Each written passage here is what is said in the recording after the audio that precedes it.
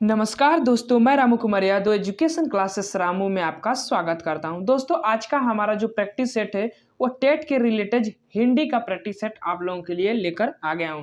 तो अगर आप 23 जनवरी का जो टेट का एग्जाम है अगर उसकी तैयारी करते हैं तो आप इस वीडियो को जरूर देखिएगा। 30 प्रश्न मैं लेकर आया हूँ, काफ़ी इंपॉर्टेंट प्रश्न है और मैं लगातार 23 जनवरी के पहले यानी कि 22 जनवरी तक मैं कम से कम आप लोगों के लिए हिंदी का 20 से 25 प्रैक्टिस सेट उपलब्ध कराऊंगा। 30 प्रश्न की श्रृंखला होगी, काफ़ी इंपॉर्टेंट होगी, आप जरूर लगाइएगा। कम समय में मैं कोशिश करूंगा कि इस प्रश्नों को हल किया जाए, छोटा से छोटा वीडियो बनाया जाए। और सुपर टेट के रिलेटेड जो भी हमारी वीडियो बन रही थी वो वीडियो अभी रोक दी गई है। अब हम 23 जनवरी के बाद से, क्योंकि भर्ती आई हुई नहीं है तो उसका वीडियो डालने का उतना अच्छा परिणाम नहीं होगा। तो 23 जनवरी के बाद वो जैसे ही वीडियो 23 जनवरी टेट का एग्जाम हो जाएगा उसके बाद वो फिर से वीडियो कंटिन्यू वैसे ही स्टार्ट हो जाएगी। तो चलिए दोस्त, सीधे बात ना करते हुए अपने टॉपिक पर चलते हैं। प्रैक्टिस सेट 1 और आज हम हिंदी का प्रैक्टिस सेट 1 लगाएंगे। चलिए प्रश्न नंबर 1 पर चलते हैं। प्रश्न नंबर 1 करा कि प्रत्येक शब्द में कौन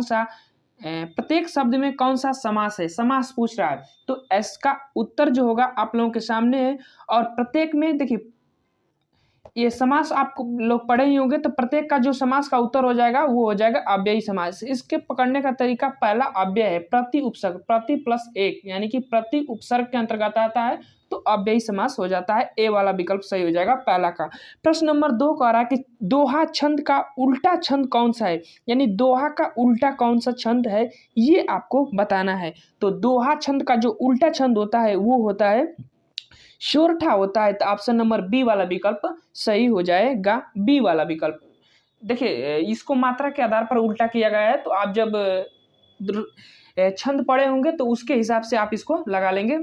चलिए, अगर ज़्यादा व्याख्या करेंगे तो इसकी वीडियो लंबी हो जाएगी, कम से कम छोटा किया जाए।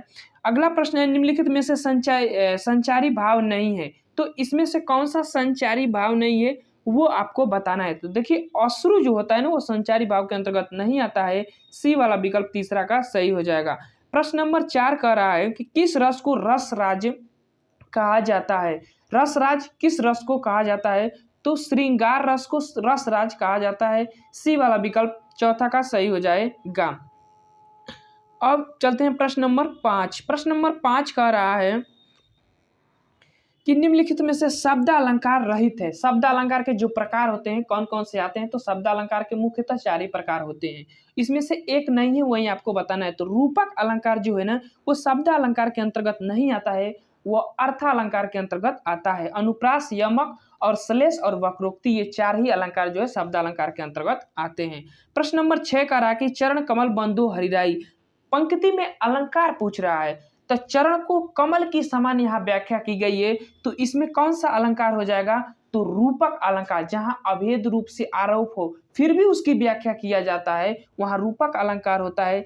डी वाला विकल्प छठवां का सही हो जाएगा। अब चलते हैं प्रश्न नंबर 7। प्रश्न नंबर 7 कह रहा है कि उपमा के कौन से अंग है। उपमा के कौन से अंग है। तो देखिए उपमा के 4 अंग होते हैं और ये सभी जो है उपमा के अंतर्गत आते हैं। तो डी वाला विकल्प सही हो जाएगा। ठीक, साधारण धर्म, उपमेय, उपमान और वाच्य एक होता है वो नहीं दिया गया है, तो डी वाला विकल्प ये सभी उसके अंतर्गत आ जाते हैं, उपमा के अंग के अंतर्गत।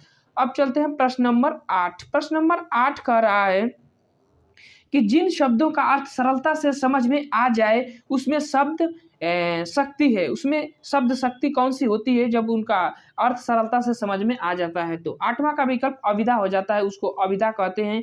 ए वाला विकल्प इसका सही हो जाता है 8वां का। काफी इंपोर्टेंट प्रश्न है, ध्यान में रखिएगा। निम्न शब्द उपसर्ग रहित शब्द है, इसमें से कौन एक शब्द है जो उस उपसर्ग रहित है। उपसर्ग पहले जुड़ता है, ध्यान में रखिएगा। तो कौन इसमें से उपसर्ग रहित शब्द है, तो कौन सा है।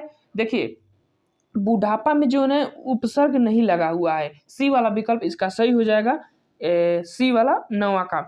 प्रश्न नंबर 10 देखते हैं, निम्नलिखित में से स्वर संधि नहीं है, इसमें से कौन सा स्वर संधि नहीं है ये आपको बताना है। तो इसमें से जो स्वर संधि नहीं है वो है यशोदा। यशोदा में स्वर संधि नहीं आएगा, ध्यान में रखिएगा। यशोदा में विसर्ग संधि आएगा। तो 10वां का बी वाला विकल्प सही हो जाएगा। अब चलते हैं प्रश्न नंबर 11। प्रश्न नंबर 11 कह रहा है कि निम्न में निम्न में संधि के भेद नहीं है, इसमें से संधि के भेद नहीं है, तो जो संधि के भेद नहीं है वो विकल्प सी, काफी सरल प्रश्न है, सी वाला विकल्प सही हो जाएगा। अगले प्रश्न 12 पर चलते हैं। प्रश्न नंबर 12 कह रहा है कि श्रवण किन दो वर्णों के संयोग से बना है? तो श्रवण किन दो वर्णों के संयोग से बना है?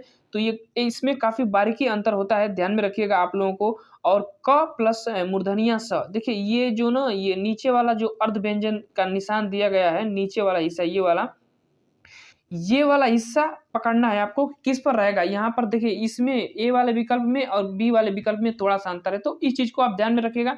इसका उत्तर बी वाला विकल्प 12 का सही हो जाएगा।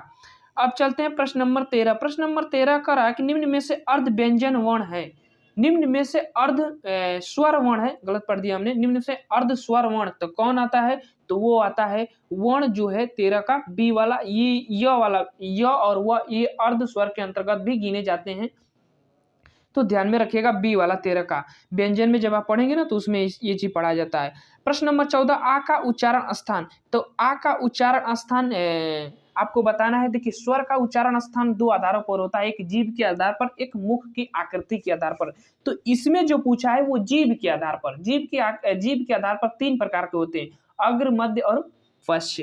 तो आपको आ का उच्चारण स्थान किसके अंतर्गत इसमें आएगा ये आपको बताना है। तो ये जो आ का उच्चारण स्थान है ना वो सी, पश्च के अंतर्गत आता है, सी वाला विकल्प 14 का सही हो जाएगा।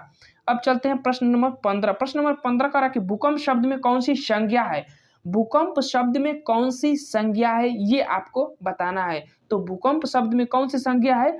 तो वह एक भाववाचक संज्ञा के अंतर्गत आती है। सी नहीं, भाववाचक नहीं होगा, जातिवाचक हो जाएगा, बी वाला विकल्प सही हो जाएगा, 15 का बी वाला विकल्प। तो ध्यान में रखिएगा ये बी वाला विकल्प जातिवाचक के अंतर्गत आएगा भूकंप, तो 15 का बी। अब चलते हैं प्रश्न नंबर 16। प्रश्न नंबर 16 का रहा है कि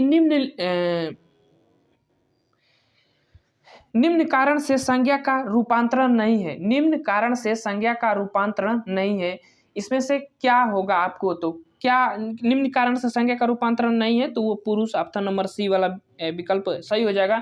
लिंग, वचन और कारक के आधार पर जो है संज्ञा का रूपांतरण होता है, पुरुष के आधार पर नहीं होता है, क्योंकि ये तो एक सर्वनाम के अंतर्गत आ जाता है। तो सी वाला विकल्प सही हो जाएगा, सी वाला विकल्प 16 का।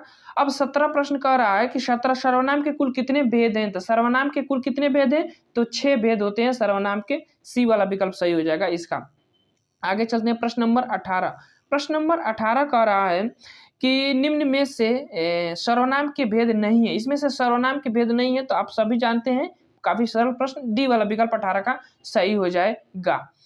अब चलते हैं प्रश्न नंबर 19। प्रश्न नंबर 19 कह रहा है कि तुम शब्द किस प्रकार का सर्वनाम है? तो तुम का जो रूप होता है ना वो मध्यम पुरुष के अंतर्गत आता है, सी वाला विकल्प सही हो जाएगा। अहम का जो रूप उत्तम में आता है, और अन्य पुरुष ही स, व, सा, तेता ये जितने भी होते हैं वो सब अन्य पुरुष में आ जाते हैं, तो सी वाला विकल्प 19 का सही हो जाएगा। अब चलते हैं प्रश्न नंबर 20। प्रश्न नंबर 20 कह रहा है कि संज्ञा के साथ प्रयुक्त होने वाली विभक्ति, संज्ञा के साथ प्रयुक्त होने वाली विभक्ति कौन सी है? तो वह विशिष्ट विभक्ति होती है, तो बी वाला विकल्प इसका सही हो जाएगा, विशिष्ट विभक्ति होती है 20 का। संज्ञा के साथ प्रयुक्त होने वाली विभक्ति है विशिष्ट। अगला प्रश्न रचना से है, रचना से भी टेट एग्जाम में प्रश्न बनते हैं। सूरदास किस उपन्यास का पात्र है? सूरदास किस उपन्यास का पात्र है ये आपको बताना है। तो रंगभूमि जो है ना उसके पात्र हैं, ऑप्शन नंबर बी वाला विकल्प सही हो जाएगा, उपन्यास है इनका, एक चीज याद रखिएगा ये। अब चलते हैं प्रश्न नंबर 22। महाभोज उपन्यास की लेखिका है, महाभोज उपन्यास की लेखिका कौन है? तो मनु भंडारी है, ध्यान में रखिएगा, बी वाला विकल्प इसका सही हो जाएगा। प्रश्न नंबर 23।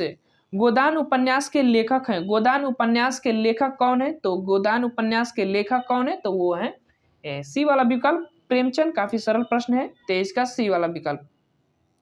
आगे चलते हैं, जूठन किस कवि की आत्मकथा है? जूठन किस कवि की आत्मकथा है? तो जूठन किसकी है? ओम प्रकाश वाल्मीकि की है, ऑप्शन नंबर सी वाला विकल्प 24 का सही हो जाएगा। सरस्वती पत्रिका का संपादक, देखिए यहाँ पर एक आदमी का नाम दिया गया है। सरस्वती पत्रिका के संपादक कौन थे? तो सरस्वती पत्रिका के संपादक Mahavir Prasad Dwivedi. Option number B वाला विकल्प सही हो जाएगा। काफी इंपोर्टेंट प्रश्न है, ध्यान में रखिएगा। 25 का बी। 26 पर चलते हैं।